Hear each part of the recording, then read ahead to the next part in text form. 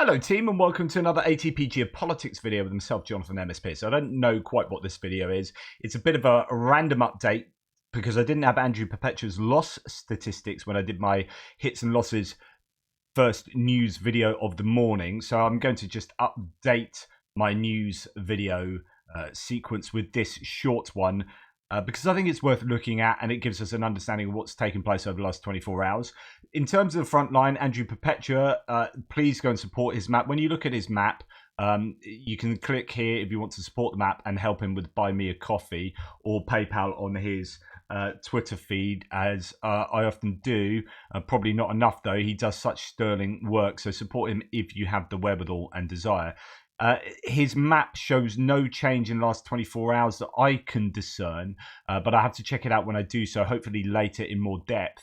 We're going to go to a couple of bits of news that have happened, although this is old news as it comes from September 23rd, but just coming out now that Airborne Colonel Petrash Valery Petrovich, commander of the 5th Guards Anti-Aircraft Missile Regiment, was eliminated in Ukraine on the 19th of September, sorry, not 23rd, so 19th of September 2023. That's just another loss for a ranking officer of note. Now, I talked to you this morning about Militopol being hit, but didn't have any more details on that. Well, there's some details coming out now in Militopol as a result of yesterday's explosion in the headquarters of the occupiers' officers of the Russian Federation. Were destroyed, a bit of mangled English there.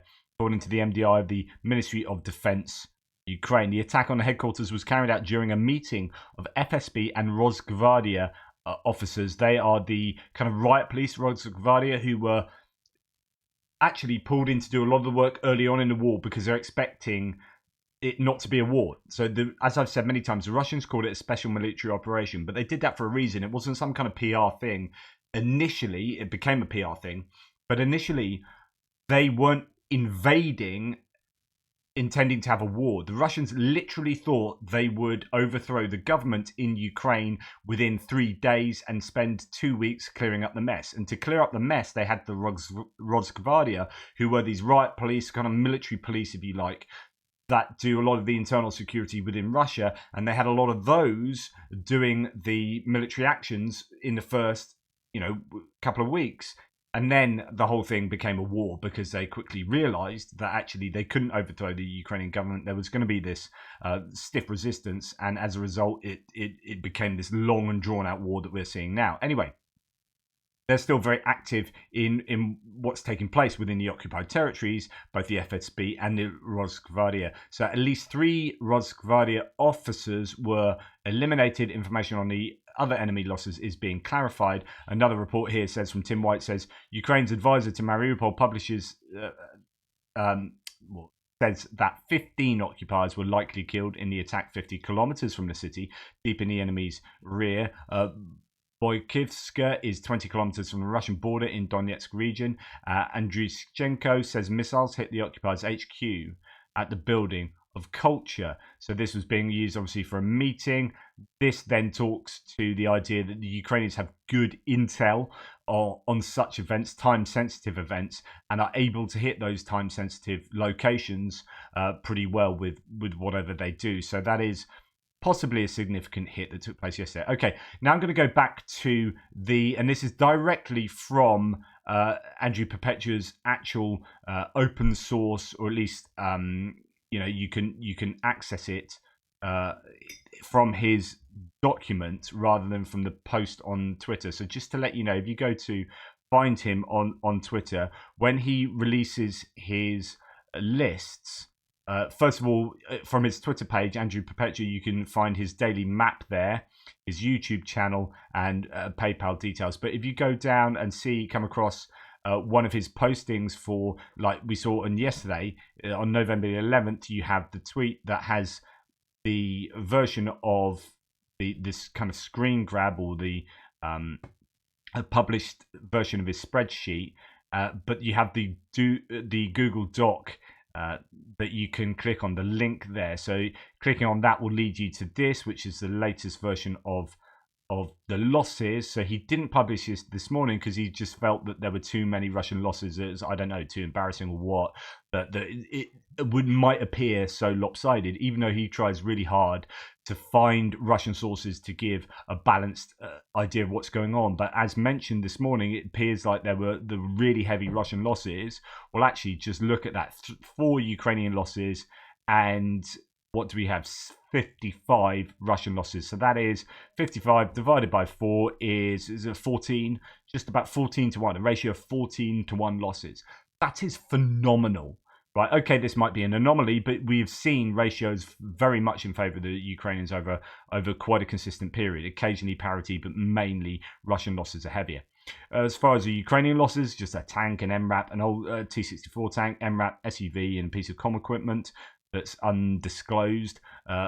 When we look at the Russian losses, 2 bits of electronic warfare equipment I spoke about this morning, R330 Zhitel and the Boris Glebsk 2. Both of those I think are fairly high value bits of kit, a couple of Miroms, surveillance equipment as well, and then some artillery. Nothing too much to shout about.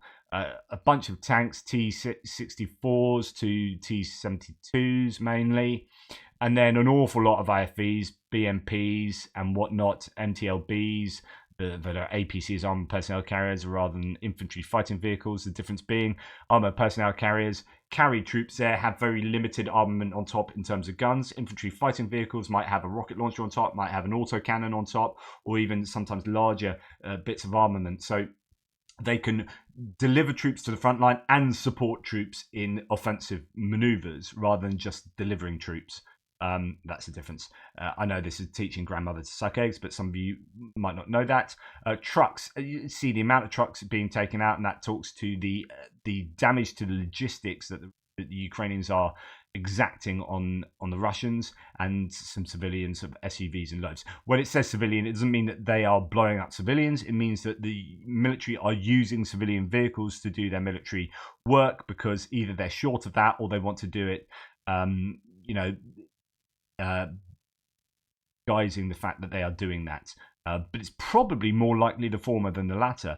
They're just needing vehicles because there have been so many hits on these military trucks and vehicles that they actually have to do quite a lot of logistics work with civilian vehicles, and actually can be the same for the Ukrainians as well.